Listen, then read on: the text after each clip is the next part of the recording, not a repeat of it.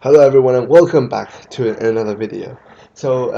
If you paid attention to my channel, recently I posted a video on troop managing and forwarding. That was a few days ago, so go check that video out first if you haven't watched it. Before you watch this one, I'll put the link in the description.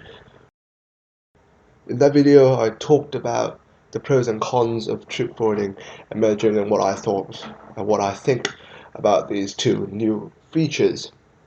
Because of all the controversy surrounding these two features, Travian Games has officially responded here with their official decision regarding these two, uh, obviously, very controversial issues. So let's see what they've got to say. So we scroll down here, we can see that these are what they have decided to do. So, firstly, they've stopped the release of this feature globally. So, as I said, that's good because if there's all this controversy and people getting pissed off, obviously you shouldn't just push forward, not regarding all these negative voices. You always take in account of those that oppose you because they usually have a point when there's so many of them. So that's very good that they've stopped trying to push against strong tide of people saying that this is a bad idea. So that's good. And obviously this adds to it that all the upcoming servers won't have these features, and the tournament will also not have these features. Since we're on tournaments anyway, I might do another series on the tournaments this year. I might not. Depends, obviously, again on whether I have time to do so. But I will be considering doing another series on the tournaments, or actually Travian Kingdoms. Who knows? But yeah, so I might make another series out of that. I might do that. Might not.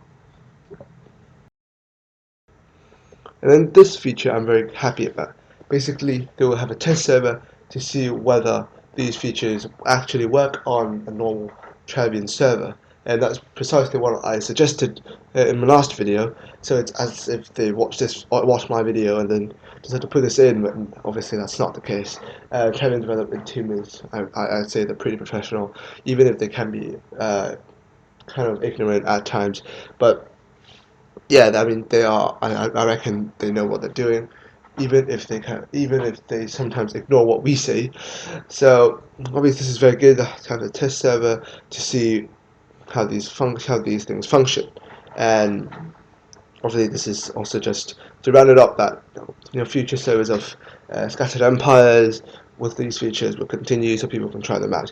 So obviously that's very good, and basically this is what this is the response from Travian Games to all the concerns over these two functions. So this is pretty much it in these few.